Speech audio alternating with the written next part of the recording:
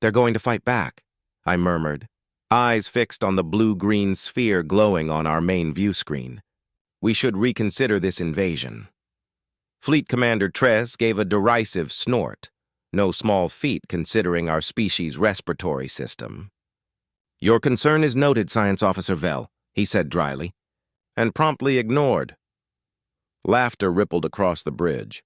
I was used to being the outlier, the lone skeptic among zealots. When you're the only one questioning the wisdom of conquering so-called primitive worlds, you become the designated pessimist. The humans have nuclear weapons, I reminded him. And based on my analysis of their communications, they're disturbingly willing to use them. Tress waved a dismissive limb. Toys compared to our gravitational disruptors. This will be over in days, perhaps hours. I exhaled slowly and returned to my console. As science officer of the Krennic invasion fleet, my role was to provide data, not military counsel. Yet something about Earth gave me pause. Yes, the humans were technologically backward, politically fragmented and obsessed with trivial entertainments. Yet there was a streak of unpredictability about them. For 6 months, we'd lurked on the dark side of their moon, observing, analyzing, and decoding. We'd cataloged their militaries, mapped their communication networks, even indulged in their strange broadcasts. My personal favorite was a program where contestants deliberately sabotaged each other's food creations. It was hilarious and profoundly unsettling. What kind of species turns cooking into psychological warfare? All ships report ready for atmospheric entry, announced Communications Officer Raz. The youngest among us, her emerald scales still held the bright shimmer of youth. Formation Delta established, she added. Excellent, Tress said, 4 eyes glinting with anticipation. Begin the invasion sequence. I double-checked my readings. Sir, I'm detecting unusual energy patterns in Earth's upper atmosphere. Irrelevant. Proceed as planned, but enough. Trez slammed a limb on his console. We have conquered 17 planets with this exact strategy. Earth will be the 18th. And with that, all 142 ships of the Krennic Armada began their descent toward Earth. Sleek crystal vessels glinted in the distant sunlight. Magnificent. Unstoppable, the pride of the galactic hegemony. We were also, as it turned out, walking into disaster. The first sign came as our forward scouts breached Earth's atmosphere. Their shields flickered. Atmospheric interference is higher than expected, Tactical Officer Gorv reported. Scout vessels compensating. I frowned at my readouts. That's not normal interference. It's almost as if... As if what? Trez snapped. As if the atmosphere itself is fighting back. He chuckled, but the humor drained from his face as the first scout ship vanished from our monitors. What happened? He barked. Gorv's claws flew across his console. Scout 3 has disintegrated, sir. Impossible. Our shields can withstand meteor impacts. I pulled up the telemetry. Sir, look at this. The ship's molecular structure began breaking down upon entry. Something's accelerating particle decay. That's impossible, Tress said again, but less convincingly. Then Scout 5 vanished. Then Scout 12. Within minutes, all 20 scout vessels were gone. Tress ordered the main fleet to hold at the edge of the atmosphere. For the first time since I'd known him, the commander looked uncertain. Explain this, he demanded. I analyzed frantically. Sir, Earth's atmosphere contains some kind of molecular disruptor. It's breaking down our ships at the atomic level. Natural or artificial? I don't know. It doesn't match any known defensive technology. Sir, Raz interjected. We're receiving a transmission from Earth, broadcast on all frequencies. Put it through. The view screen shifted to reveal a human female with dark hair pulled back in a severe knot. She wore a crisp military uniform and stared at us with unnervingly calm eyes. Attention alien vessels, she said. This is General Amanda Torres of Earth United Defense. We detected your presence months ago and have been monitoring your communications. We know your intentions are hostile. Be advised. Earth's atmosphere has been seeded with programmable nanobots designed to disintegrate any unauthorized extraterrestrial technology. Any further attempts to enter our atmosphere will meet the same outcome as your scout ships. We suggest you reconsider your invasion plans. The transmission ended, leaving the bridge in stunned silence. Nanobots, Trez sputtered. Their technological profile doesn't include that level of advancement. I checked the historical archives. Sir, humans have theorized nanotech since the late 20th century, but you're right. They shouldn't have functional atmospheric nanobots. They're bluffing, Gorv insisted. Some natural phenomenon they're claiming as their own. Only one way to find out. Tress turned to Raz. Send a single destroyer through a different entry vector. Full shields. Evasive pattern. We watched in tense silence as the destroyer, a vessel 10 times larger than the scouts, descended. It made it 3 kilometers farther before disintegrating. Impossible, Tress whispered. The view screen lit up again. General Torres appeared, almost smiling. As you can see, she said, our defenses work regardless of your entry point or shield configuration. The nanobots identify non-Earth technology at the molecular level and dismantle it. They are quite thorough. This is a violation of the Galactic Conventions on Warfare. Trez shouted. Torres continued unfazed. We have no interest in destroying your fleet, only in defending our planet. We propose a diplomatic solution. One representative from your command may land in a designated zone where we have temporarily deactivated the nanobots. We can discuss terms that don't involve the destruction of either side. Coordinates appeared on our navigation display, indicating a frozen region the humans called Antarctica. This is absurd, Tress growled after the feed ended. How could they develop this technology without us noticing? We've been watching them for months. I reviewed our surveillance logs.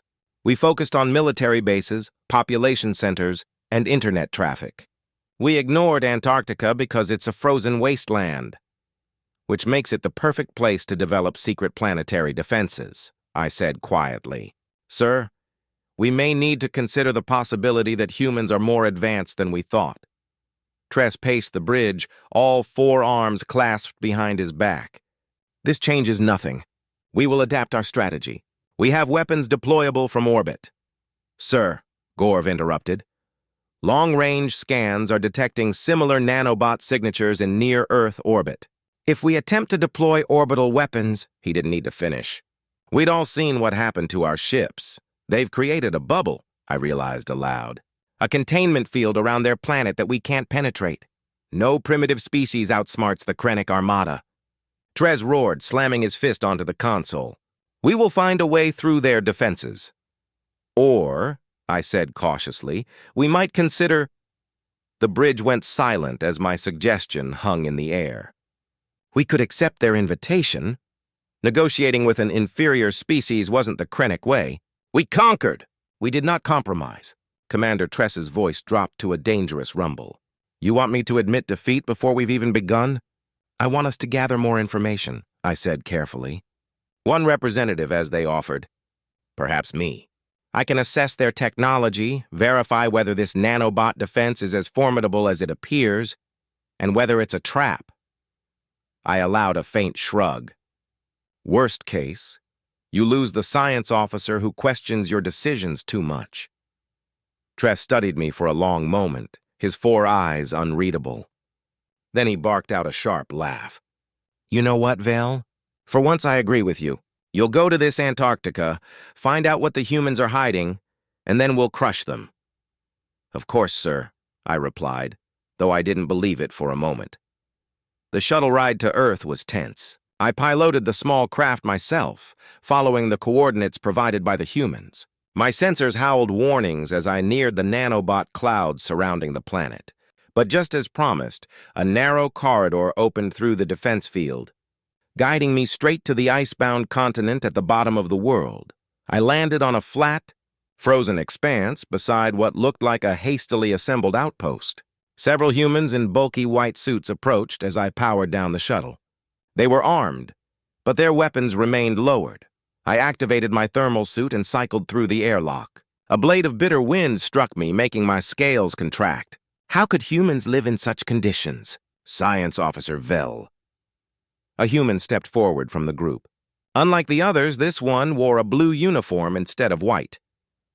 Yes, I said, surprised they knew my name and title. We've been monitoring your communications, the human explained. He extended a gloved hand, then seemed to reconsider. Apologies. I'm Dr. Leo Patel, Scientific Liaison for Earth United Defense. Thank you for agreeing to meet with us. I nodded, studying him. He was smaller than I expected, with brown skin, a trace of facial hair, and sharp, intelligent eyes. Your nanobots are impressive technology, I said, far beyond what our intelligence suggested you were capable of. Patel's smile was thin. We'd like to discuss that, and other matters, inside if you don't mind. It's rather cold for extended conversation. Inside the outpost, warmth returned, though still uncomfortably cool for my biology. The structure was utilitarian, clearly temporary, its prefabricated walls lined with humming equipment. Screens along one wall displayed images of our fleet positioned near Earth's moon. General Amanda Torres, the same officer from the transmission, stood waiting with 3 other humans in uniform. Science Officer Vel, Torres said with a brief nod. Thank you for coming. Please sit. I lowered myself into the offered chair, which creaked ominously under my weight. I must admit, General, your planetary defenses have taken us by surprise. The hegemony's intelligence on Earth clearly underestimated your capabilities. Torres and Patel exchanged a glance I couldn't read. Actually, Torres said, that's what we need to discuss. The nanobots aren't ours. I blinked all 4 eyes in sequence. A gesture of confusion. I don't understand. We didn't create the nanobots, Patel explained. They appeared about 10 months ago, shortly before we detected your fleet approaching our solar system. This made no sense. If you didn't deploy them, who did? We were hoping you might have some insight, Torres replied. Our working theory is that another alien civilization deployed them. Possibly to protect us, possibly for reasons of their own. I leaned back, mind racing. You're saying an unknown third party has essentially quarantined your planet? Not just quarantined, Patel said quietly. They're changing it. Now I was truly unsettled. Changing? How? Torres nodded to one of her officers, who tapped a tablet. The screen shifted to display a series of images, strange metallic structures rising from the ground, unusual weather patterns, and most disturbing of all, humans with shimmering silver filigree spreading across their skin. The nanobots began by breaking down certain harmful technologies, Patel said. Fossil fuel plants, polluting factories. Then they started building other things. What kinds of things? We're not entirely sure, Torres admitted. Some appear to be atmospheric processors. Others might be communication arrays. And then there's what they're doing to people. More images filled the screen. Humans with metallic tracery covering arms, faces, torsos. Some bore only faint patches. Others were nearly encased. It doesn't hurt, Patel said, noticing my expression. In fact, he rolled up his sleeve to reveal a silvery pattern running up his forearm. Those affected report improved health, heightened senses, and in some cases, unusual abilities. I instinctively pushed my chair back. You're being transformed. Yes, Torres said bluntly. Earth is being transformed, and we think it has something to do with your invasion fleet. How so? The nanobots appeared right before you arrived, Torres said. They've created a defensive barrier specifically targeting your technology. And according to our scientists, they're preparing humanity for something. What? Patel and Torres exchanged another look. War, Torres said simply. They're preparing us for war. But not against your fleet. Something else. Something bigger, I stiffened. We're only the forward assault of the hegemony. How could you possibly know about the main battle fleet? Torres's smile was grim. We didn't, until you just confirmed it. I realized I'd been outmaneuvered. These humans were more clever than we'd given them credit for. The nanobots, Patel continued, seem to be preparing us to fight this larger threat you've just acknowledged. But we don't know why. We don't know who deployed them or what their ultimate goal is. We only know they're changing our planet and us at an accelerating pace. I considered this carefully. If what they were saying was true, then some unknown force was preparing Earth to stand against the hegemony. But that was impossible. No known civilization possessed the power to challenge us directly, unless... There are legends, I said slowly, of a civilization that existed before the hegemony. A species that transcended physical form and vanished from known space thousands of years ago, the precursors. Most consider them myth, But there are artifacts scattered across the galaxy that no known technology can explain. You think these precursors deployed the nanobots? Patel asked. I don't know, I admitted. But if they did, then both of our civilizations are pawns in a much larger game. Torres leaned forward, her gaze steady. Then perhaps we should stop fighting each other and figure out what that game is. I nodded slowly. Perhaps we should. And that was how the most unexpected alliance in galactic history began. Not with a triumphant conquest, not with a heroic last stand, but with a reluctant truce on a frozen world at the edge of everything we thought we understood. What began as resistance ended with a realization: we were all pawns, manipulated by forces far larger than any of us understood. The humans took me to their primary research facility buried deep beneath the Antarctic ice. There I saw the full scale of what was happening on Earth. The nanobots were not merely a defensive measure. They were systematically restructuring human civilization from the ground up. They began in remote areas, Dr. Patel explained as we passed through a laboratory filled with samples of nanobot-altered materials. Strange new structures were being grown, minerals converted into previously unknown compounds. By the time we recognized the pattern, it had already reached populated areas. Were there casualties? I asked. Surprisingly few, Torres replied. The nanobots seemed programmed to preserve life.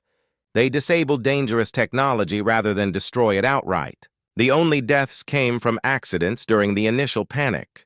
We stopped at a reinforced observation window overlooking a cavernous chamber. Inside, dozens of humans bore intricate metallic patterns etched across their skin. Some manipulated strange energy fields with their hands. Others communicated without speaking. A few even appeared to be directing the nanobots themselves. The integration is voluntary, Patel said, noticing my reaction.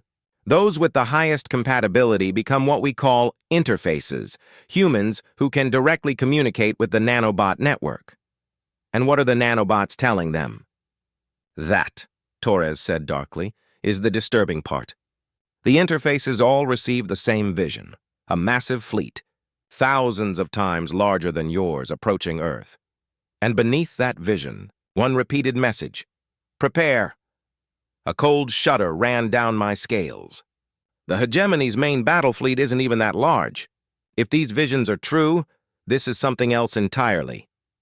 That's why we contacted your ship, science officer, Torres said, her gaze steady. We need to understand what we're truly facing, and we believe you do too. She led me to another chamber where a single human sat at the center, their body almost entirely covered in the silvery nanobot pattern. Holographic displays bloomed from their fingertips. Star maps, ship schematics, mathematical equations beyond my comprehension. This is Mira Kumar, Torres said quietly. Our most advanced interface.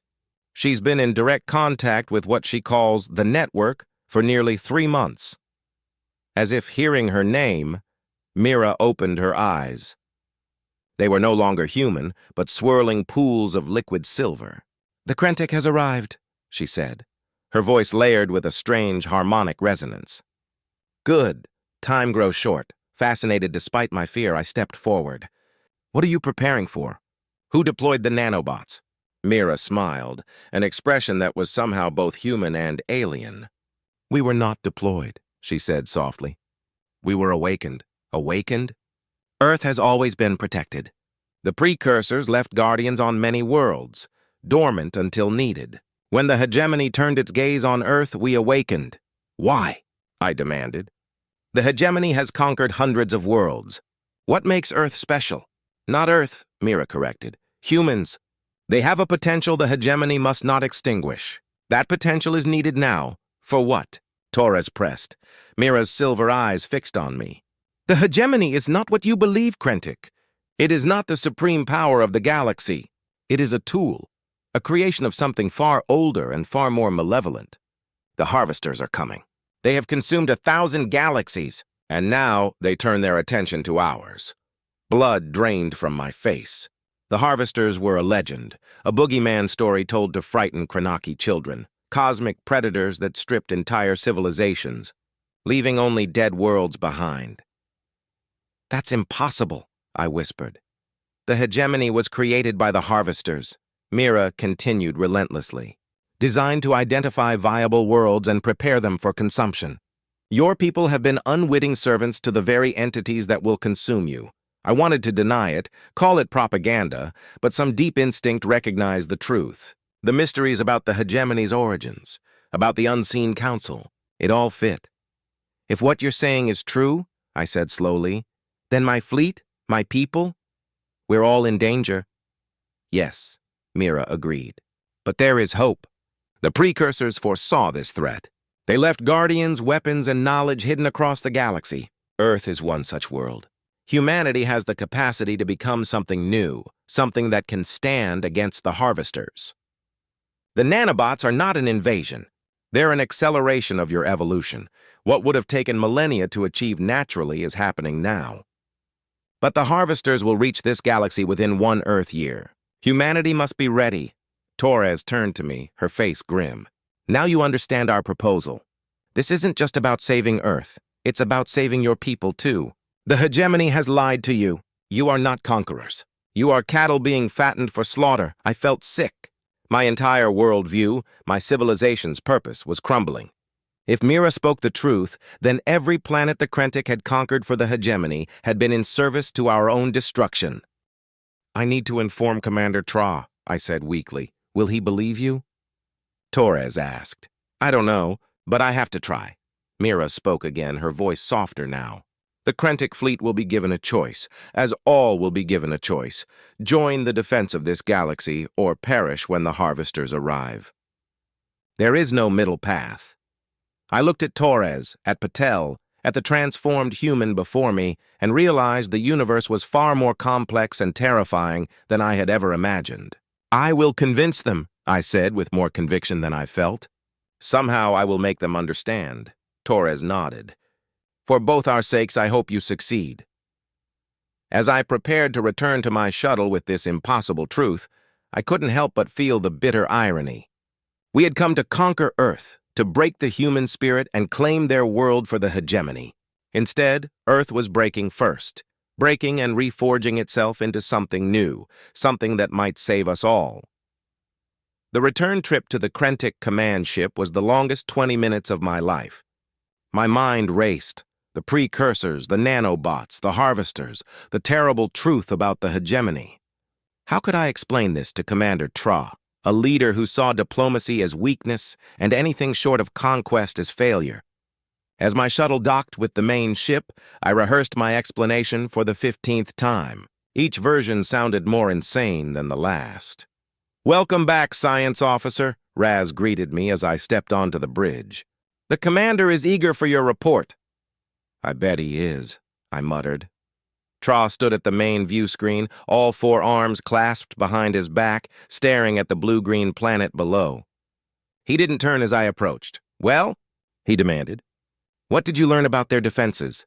I took a deep breath. Sir, the situation is complicated. Complicated how? Can we bypass their nanobots or not? Not exactly, sir. The nanobots aren't actually of human origin. That got his attention. Tra turned slowly, his expression darkening. Traz turned, all 4 eyes narrowing. Explain, I steadied myself. The humans didn't create the nanobots.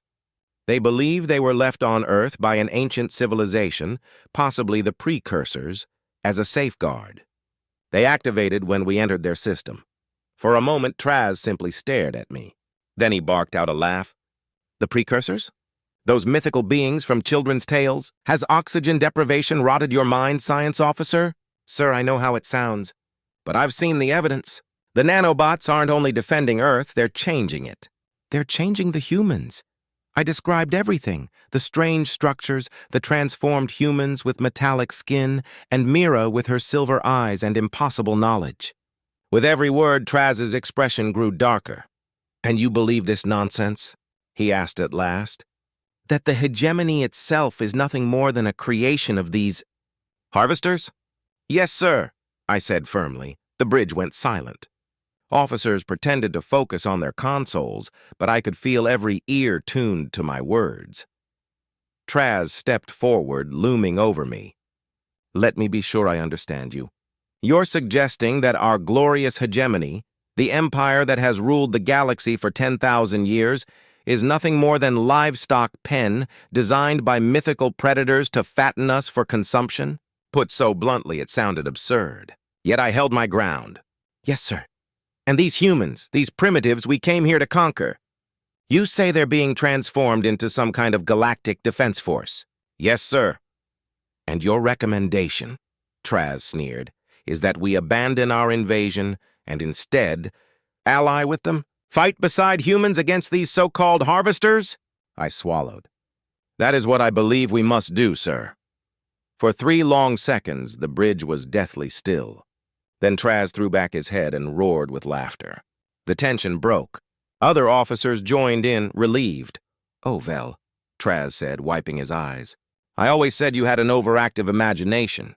But this is spectacular. The humans have clearly filled your head with disinformation or dosed you with some crude hallucinogen.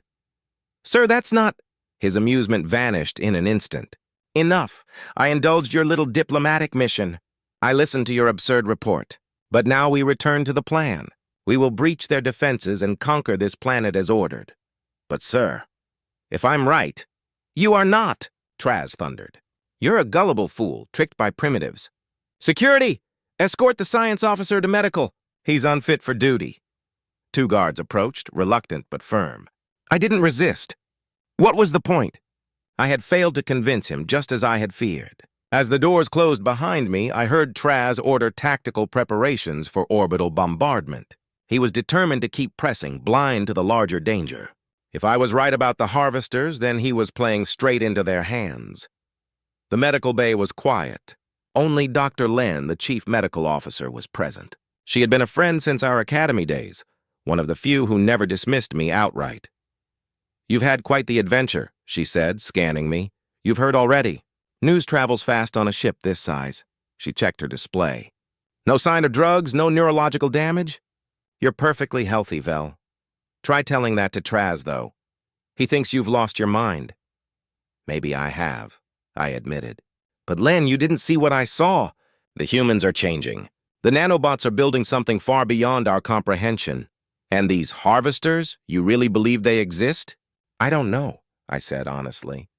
But if they do, if the hegemony was truly built to serve them, then every species in the galaxy is in danger. Not just us. Len was quiet for a long moment.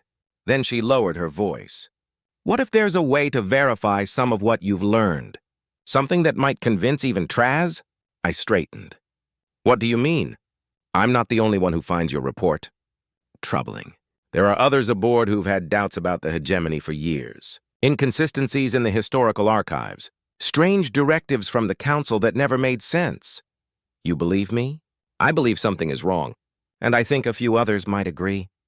She glanced toward the door. Lieutenant Kress in communications has noticed oddities in the transmissions from Central. Embedded codes, patterns that don't match any standard encryption. He's willing to talk. Off the record. Hope stirred in me. What kind of patterns? I don't know. But he does. Rest for now. I'll arrange it. Her caution was clear, but her words gave me a spark of purpose. Perhaps I wasn't alone. That night cycle, Lieutenant Kress arrived quietly. Young for his rank, with pale blue scales of the southern provinces, he looked nervous as he slipped into the medical bay. Science Officer Vel, he greeted. Dr. Len said you wanted to speak. She also said you've noticed inconsistencies. You've been monitoring Central's transmissions, I said. What have you found? Kress glanced around before pulling a chair close. It started 2 years ago. Subtle changes in encryption. New protocols that don't match any standard procedures. Each one small, but together. Troubling. Together, it suggests something has changed, I finished for him. Exactly. And then there are the mission orders. The pace of conquest has accelerated. The targets are no longer strategic worlds, but densely populated ones. Worlds with unusual biology. Worlds like Earth. I nodded grimly. Yes. Earth has one of the most diverse biospheres we've ever encountered. And a dominant species that adapts to nearly anything. From a harvesting perspective, it's ideal. He flinched at the word, his scales rippling. Just a term some of us use for what the hegemony does. We strip resources, relocate populations, terraform the remains. We harvest them. Mira's words echoed in my mind. What if it was literal? What if all our conquests were preparing meals for something else? Cress leaned closer. That's what I wanted to show you. I decrypted part of one of the embedded messages from Central. It contained fleet schedules, resource allocations, invasion timelines. Everything accelerates over the next year, culminating in something called the Great Convergence. I froze. When? Exactly 1 Earth year from now, the same time frame Mira had given for the arrival of the harvesters. The coincidence was too perfect to ignore. The urgency in my voice was clear. I need to get back to Earth. Traz won't listen, and the attack will continue unless someone warns them. Cress shook his head. That won't be easy. You're confined to medical, and Traz has already ordered preparations for another offensive. He's testing different weapons against the nanobot cloud, trying to break through. Has anything worked? I asked. Nothing yet. But he's not giving up. He's requested reinforcements from the regional fleet. 3 more battle groups are already en route. I closed my eyes, calculating quickly.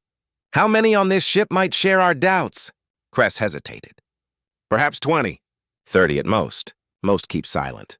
Questioning the hegemony openly is dangerous. That's not enough for a mutiny, I admitted. No, Cress agreed. But it might be enough to get you back to Earth. I stared at him in disbelief. You'd help me escape? His gaze hardened. If what you say is true, if the harvesters are real and the hegemony itself is just a tool, then this invasion isn't only wrong. It's suicide. I'd rather stand trial than be complicit in the extinction of our species. For the first time in days, hope flickered. What did you have in mind? The plan was simple, but fraught with risk. During a staged medical transfer, I would be escorted to a shuttle under false orders prepared by Dr. Len. Cress would make sure communications stayed clear. 2 sympathetic guards would accompany me as cover. From there, I would steal a shuttle and attempt to reach Earth, trusting that the nanobots would allow me passage once more. Everything went wrong. We reached the shuttle bay just as the alarm sounded. Traz's voice thundered through every corridor. Security alert! Science Officer Vel is attempting to defect to the humans. Stop him immediately! The 2 guards with me froze, panic in their eyes. How did he know? One whispered. Doesn't matter, I told them sharply. Go. Say I overpowered you. I'll handle it from here. They hesitated, then obeyed, leaving me to sprint alone across the vast hangar. My heart's hammered as the shuttle's ramp lowered. Plasma bolts lit up the bay around me, one grazing my arm and sending a surge of white-hot pain through my shoulder.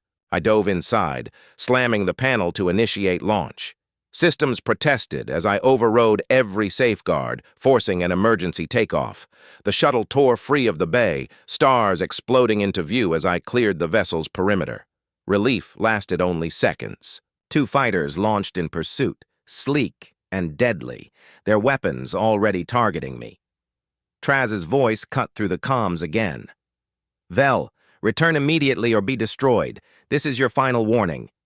I ignored him, throwing the shuttle into evasive maneuvers as Earth filled the viewport, a shimmering jewel of blue and green.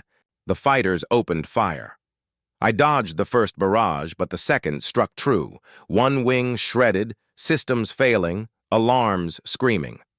The shuttle lurched into a desperate spin. I broadcast across every frequency I could. Earth Defense, this is Science Officer Vel. I'm under attack, carrying critical information. Request immediate assistance. More plasma fire tore into the shuttle. Life support failed. Engines sputtered. I was adrift, momentum alone carrying me toward Earth. Too slow. The fighters closed in for the kill. Then, in a blinding instant, they were gone. Reduced to glittering debris fields. Something emerged from Earth's atmosphere. Not ships, but human figures, armored in radiant silver suits alive with nanobot energy. They moved with impossible precision, surrounding my crippled shuttle. A voice crackled through comms. Science Officer Vel, this is Earth Defense Squadron Alpha. Hold steady. We've got you. A shimmering field enveloped the shuttle, stabilizing the systems and halting its disintegration. Guided by the strange new defenders, I was pulled safely into Earth's atmosphere. Behind us, The Krennic command ship unleashed more fighters, but none dared cross the nanobot perimeter. When I landed, the shuttle was already repaired, its hull gleaming as if newly forged. General Torres awaited me at the base, flanked by humans, whose bodies bore clear signs of integration, silver tracery spreading across their skin like living circuitry. "Quite an entrance, science officer," Torres remarked dryly. "Your commander didn't take the news well," I said, wincing as I touched my wounded arm, already knitting itself back together under the swarm's influence. "He's called for reinforcements. 3 battle groups will arrive within days." Torres only nodded. "We expected as much. Come with me. Things have changed since you left." She led me underground into a vast facility, alive with activity. Hundreds of humans worked tirelessly, many displaying clear nanobot integration. "The transformation is accelerating," Torres explained. "Nearly a third of Earth's population now shows integration. The swarm prioritizes soldiers, scientists, and children." "Children?" I asked, stunned. "Yes, their bodies adapt more readily. They're becoming something new, something beyond human." She brought me into a circular chamber where a massive holographic projection dominated the room. It displayed the solar system, then zoomed in on Jupiter. There, suspended in the void, a colossal structure was taking form, a vast ring etched with intricate shifting geometry. "We call it the Nexus," Torres said. "The nanobots began constructing it 3 days ago. Mira and the others believe it's a weapon, or a shield. Maybe both. And it's not meant just for Earth. It's meant for what comes next. The Harvesters." The hologram shifted, focusing on Mars. Across the red planet's surface, smaller but unmistakable structures were beginning to rise, built with the same alien geometry as the Nexus near Jupiter. "They're converting Mars into a forward base," Torres explained. "The nanobots can operate in more than just Earth's environment. They're adapting everywhere." I stared at the projections, trying to process the enormity of what was unfolding. "This is beyond anything the hegemony ever wielded, beyond anything I imagined possible." "That's why we need you," Torres said, turning toward me. "The swarm is preparing us for war, but we're still learning what that means. You know the hegemony, their tactics, their weaknesses. That knowledge is vital." I didn't hesitate. "I'll help however I can, but Traz won't stop. When the reinforcements arrive, he'll keep probing your defenses, looking for a weakness." "Let him try," a voice said from behind. I turned. Mira entered the chamber, her transformation nearly complete. Her entire form shimmered with metallic patterns, and she no longer walked. She hovered slightly above the floor. "The Krennic fleet poses no threat to Earth now," she said, her voice layered with a strange harmonic resonance. "But they are not the enemy we should fear. The Harvesters are already here. Their scouts entered this system 3 hours ago. Small, silent vessels on the outskirts. Observation platforms, most likely." Torres stiffened. "What? When?" Mira's silver gaze met mine. "They will report back soon. The timeline has accelerated." I swallowed hard. "How long?" "Months," she answered. "Not a year as we first believed. The Nexus must be completed sooner. The transformation must advance faster." My pulse quickened. "Then tell me what I can do." Mira studied me. "You can join us. The nanobots can integrate with Krennic physiology as easily as with humans.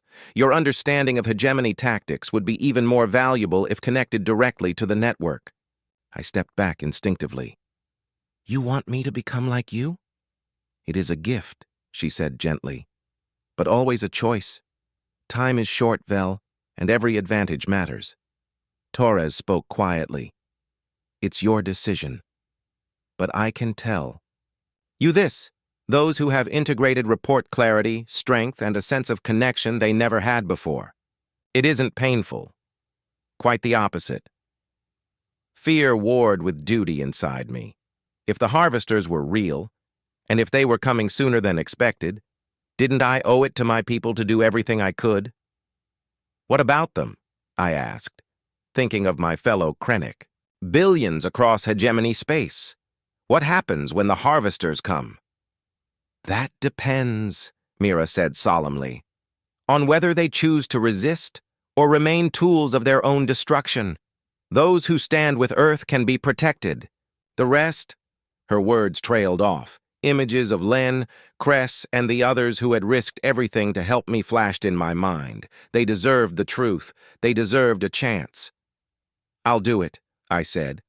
I'll accept integration, but first I want one more chance to reach others in the fleet. Not Traz.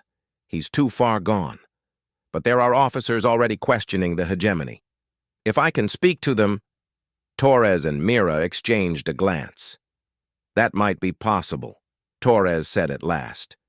We've developed a way to temporarily suppress the nanobots in a localized area so Krennic technology can operate. We could arrange a meeting here in a controlled zone. Do it, I urged. Send the invitation. Tell them I have answers to the questions they've been asking, the truth about the hegemony and about our true purpose. Torres nodded. I'll see it arranged. When she left, I turned back to the hologram. The nexus near Jupiter grew in real time, expanding like a living thing. It was magnificent, intricate, terrifying, a weapon built to challenge gods, or beings so advanced they might as well be gods to us.